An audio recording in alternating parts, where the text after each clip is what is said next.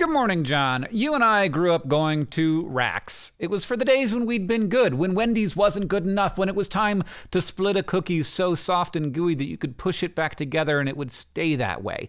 Rax was a roast beef place, like Arby's, except that it was constantly undergoing identity crises and it had no idea what it wanted to be. Mostly in their advertising, they just wanted to make the case that they somehow weren't like the other major fast food chains. Here's one of the most successful attempts to do that, implying people are oppressed because they can only get one kind of chicken sandwich. At Rax, you can get an eeny, meeny, and a miny. Eeny, meeny, and miny. Where's Mo? There ain't no Mo.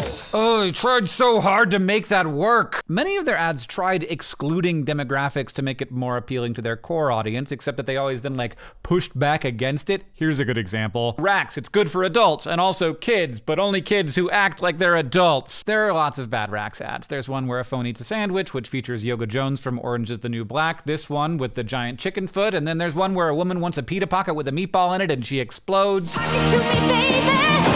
Ads were bad in the 80s and 90s, and these are all your normal bad ad fare. But as Rax continued to lose focus and market share with an all-you-can-eat pasta bar, upgraded interiors, getting into pizza for some reason, they went all in on the worst idea ever. Mr. Delicious.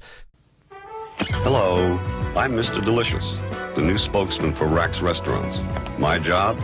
To encourage you to enjoy tasty, affordable meals in a more mature dining environment. He's like a low-energy Rodney Dangerfield. He is a sad man. And that vacation he took to Bora Bora with those two young friends, well, that left Mr. Delicious feeling empty and unfulfilled. No, you need to explain. Mr. Delicious just had some rather delicate surgery.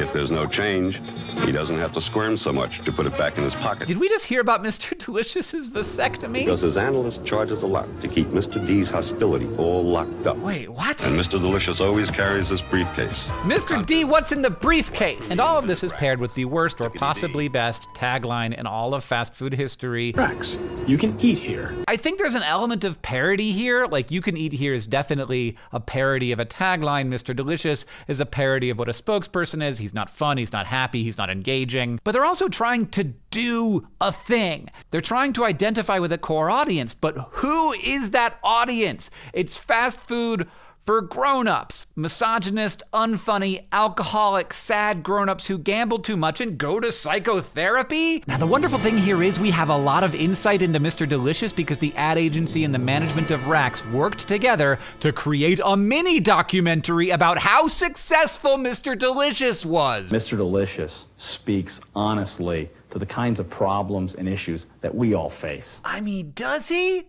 I don't feel like he does. Who is the target market for this 15-minute mini doc? One assumes it was the Rax franchisees who were, I'm sure, livid that the company was being mismanaged so dramatically. Yeah, I go to the can during the commercials, but now that Mr. D's on, I'll just hold it. Mr. Delicious reminds me of my dad. It's somewhat telling that the 15-minute-long pro-Mr. Delicious propaganda documentary they put together included this line. Mr. Delicious is obnoxious. Oh my God, Rax filed for bankruptcy less than a year after the launch of Mr. Delicious, making the confidence of this statement is absolutely going to go down as one of the classic characters in advertising history. Seem just a little off the mark. Now, Rax had a ton of problems, and Mr. Delicious didn't cause all of them. It was a cutthroat time in the fast food industry, but whatever gamble these people decided they had to make, it went even worse than Mr. D's trip to Reno.